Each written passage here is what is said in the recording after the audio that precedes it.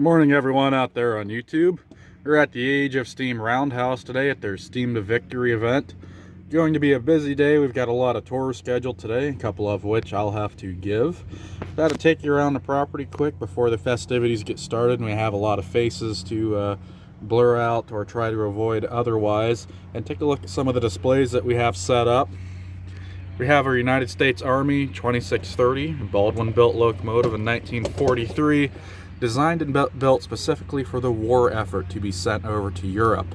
To my knowledge, there are about 8 of these engines left in the United States, and somewhere around 2 dozen left in Europe, of the about 2,300 or so that were built. This is our first Army flat car here. If you notice, look how heavy it is built. The metal is much thicker and much more stout. This car was designed and built for hauling heavy artillery and tanks and things of the such. Also with that, with our rail fans, look at the size of the draft gear on this car. This car has a very heavily cushioned coupler on either end. Also 3-axle trucks converted to roller bearings. For those that are interested, here is the builder's plate on the side of the car. As you can see, U.S. property, Department of the Army, USA. Sorry the sun is less than ideal, but we're going to try to do what we can here. I have a couple of military vehicles on this car. This first one, I know it is a Dodge. I'm not an expert on military vehicles, so I'm not going to speak too much on its behalf. Presented very nicely, and it does seem to be very well taken care of, in good shape. You can see that Dodge emblem, if the sun cooperates, just there on the edge of the hood there, just above the fender. It's a neat look. You can see under it.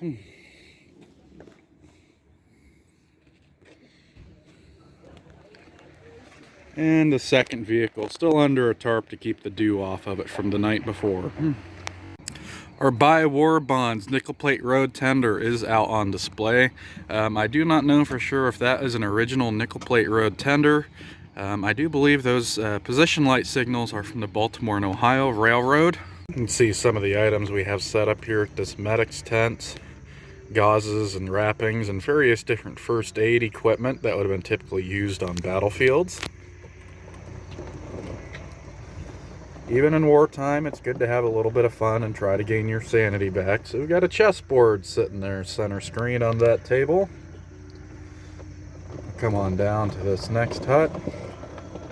A variety of helmets and uniforms on displays, phones and radios. Very, very important pieces of communication equipment. Along with a variety of firearms as well. At the show, we do live arms demonstrations, so that is pretty neat. Not everywhere where you can have a World War II demonstration where you're actually able to fire the tanks and various pieces of firearms and artillery. Can't hear the radio playing there. These gentlemen over here are still setting up. We can't thank all these volunteers enough from local reenactment organizations. And we have some of the Boy Scouts, local Boy Scouts here with us as well, assisting with this event. Here's a better look at that Jeep. Very good condition. Proved vital. Again, World War II is just as much a war on transportation. The United States being a superpower in terms of production of military vehicles and related equipment, moving the armies was incredibly important. We're back here at this tent. Got disturbed for a moment. Handful of machine guns on the ground. Artillery still under cover. Old trailer in the background. Typical is a tow behind a Jeep. I don't want to get in these gentlemen's way here. You can see that old U.S. military lantern hanging in the center. Very similar to a Coleman style. I do not know if Coleman made that or if that was a different manufacturer.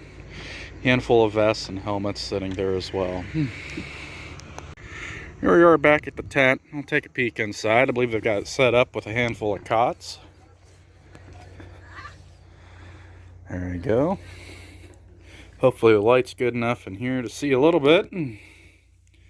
Impromptu coat rack set up there. Take a look at these cots. Very heavy duty. That wool, how thick the wood is. Some pretty old stuff there. I don't know about y'all, but my German's not too good, so make out of these signs what you will. But I think we're going to enter the battlefield here. Got a half track out there, and I believe those crosses, I believe they call those some form of barricade. Some of the other displays here today. Thank you guys for being here. Yeah, we appreciate the opportunity. Appreciate the tour. Wonderful. Oh, you're welcome. Glad you enjoyed it. Yeah. I used to work at a power plant, so I look at these things and it's like, oh wow, I know what some of this stuff is. Here's our number 4. Did serve for the U.S. Navy, South Brooklyn section. Worked at the Navy's docks all the way up until, I believe, 1963, Christmas Day of that year. Followed by our Army tender as well. You may recognize the outline of this engine on this Porter. Painted it in blue and put a big smiley face on the front of it. It should look like Thomas. This would be about the closest you could get to Thomas's American cousin. As we know, the Strasburg Railroad out in Pennsylvania does have an operational Thomas that is made out of the same Porter engine that we see here. We are offering train rides today, so I'm going to go ahead and head over to that area and show you what's going on. Here we are inside the car. These are 1920 Chicago, Burlington, and Quincy Railroad commuter cars. Likely served outside of the Chicago area, so if you're a commuter living outside of Chicago, traveling into the city for work, this would be a typical car that you would have rode on a daily basis. As many railroaders know, these seats face around. The backs flip, so you can turn them to seat either direction, or maybe you want to have a group of 4 to face each other, or, sorry, I was disturbed there for a minute. If you have a group of 4 that want to face each other, or just look in the direction of travel. So these car restorations turned out pretty darn good. I do not believe the floor in here is original, that green tile. It is a very old vintage nonetheless. We're getting ready to couple here, so I'll go ahead and show you that. Hey, it's happening, bro. And here comes the couple of these passenger cars. That's perfect for Andy. And there goes the reverser. Air brakes have already been released.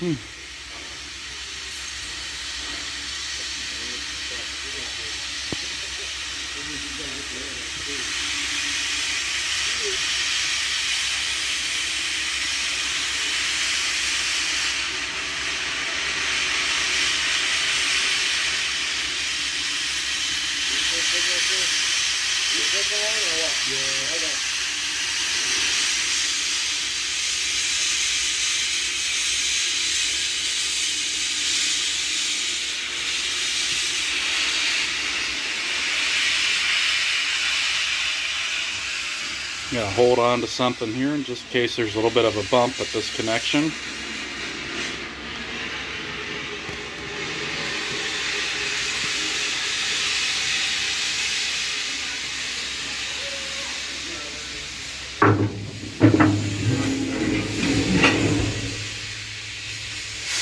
Hardly a bump. We have some very skilled operators here at the age of steam Roundhouse.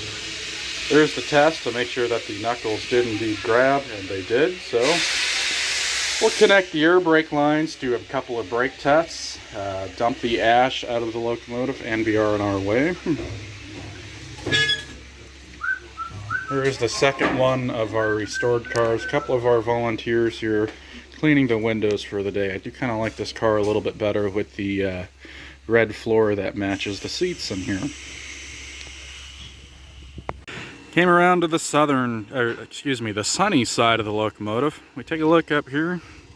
We've got a Southern Railways water column, and also number 12 originally served for the Southern Railroad. It's an American locomotive company. 060 switch engine, I believe, coming in at around 75 tons, built in 1905. Was the first engine restored from scratch on the property. It served our needs faithfully ever since its restoration, with no more issues than any other steam locomotive would give you. We pan on back, see the back side of the back shop, and our 50,000 gallon wooden water tower in the center of the screen. You heard the injector just come on as they're adding water inside of the boiler, getting her topped off and ready to go for the day. One of the things that I believe the Roundhouse added to this locomotive is we have a feature that dumps some water on the ash pan to prevent catching the tracks on fire as you're going by. You can see that water dumping out below the firebox there. Let's see if I can't come up into the cab and get you some shots of the inside. Folks, here we are inside of the number 12 locomotive. There's a shot inside of the firebox. Not working very hard at the moment. It's mostly just throwing glowing embers. Our pressure gauge up at the top, sitting just over 150 pounds. I believe this engine pops off at 160, is that correct? 165. 165, okay. Brake stands, your larger one being your train brake, the smaller independent. So your throttle going across the middle of the screen. Forward reverse lever or the Johnson bar on the right. Bell and whistle. And behind me the coal tender. Full bunker of coal ready to go for the day. Some of our Army Rangers here are loading up inside of the tank. Been informed that this vehicle has two flathead Cadillac V8 engines inside of it. Each of those engines about 130 horsepower each. The output shafts cut from those engines go to a common transmission, I was told. And they're about to go through for a lap here through our field, so see what footage I can get from that.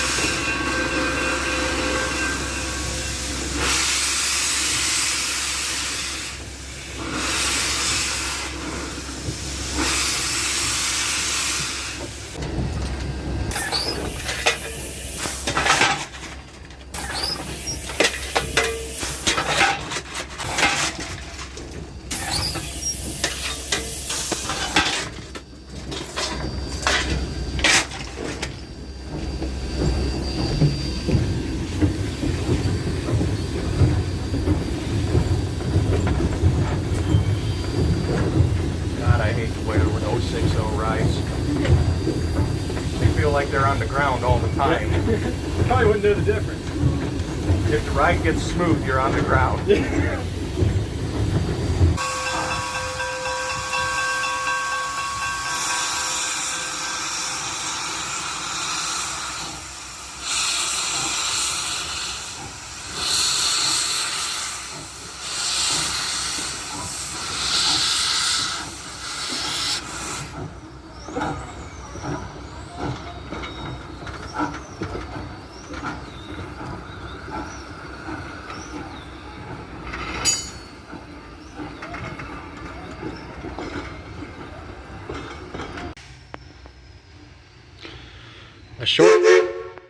A short ride, but anything's better than nothing. Switch the headlight into high beam there. When they come back through, they're going to drag the brake on the passenger coaches so you can hear the engine work a little bit harder.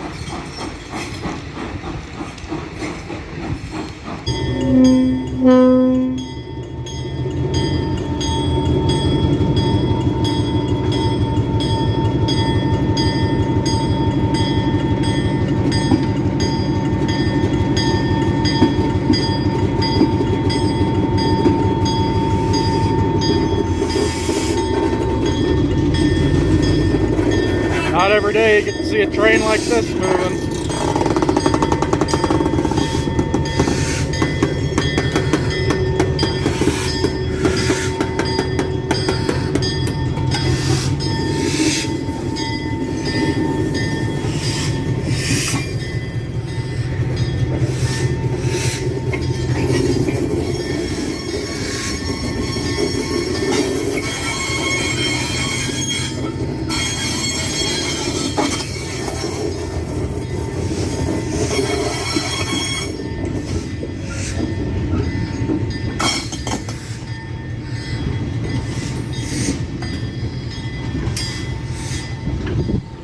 Fight the sun here a little bit.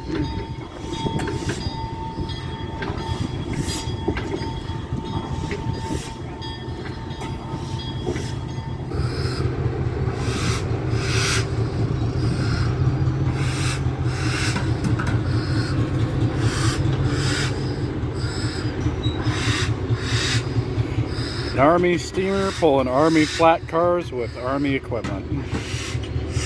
Quite the sight.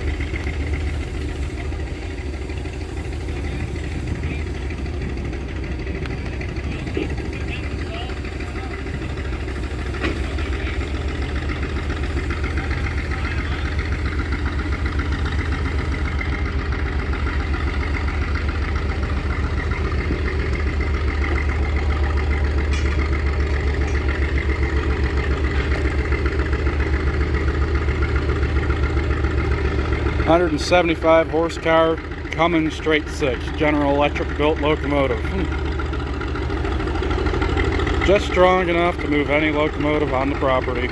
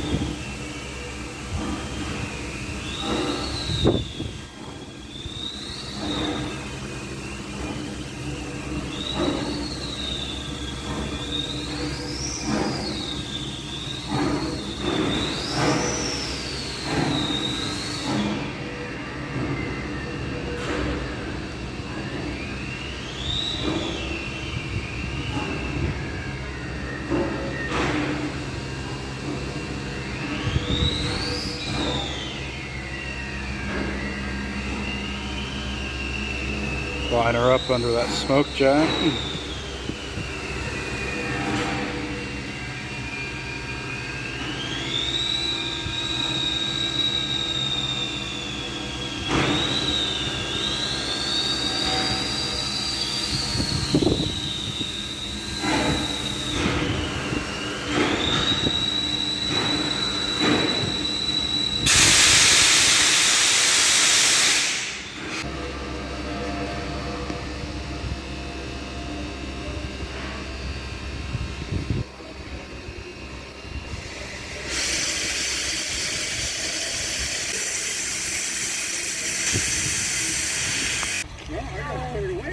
Let's go.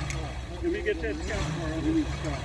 That's got to go around. You can ride in the scout. That's got to go around and get that. Can I get a cross up here? Yeah, the crossing door. Yeah, crossing door. Yeah. You know that is? Oh yeah, that's already fine. And then the light tank.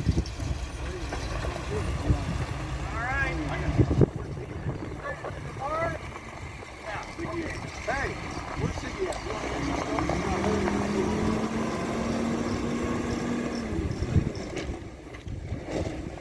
Hey,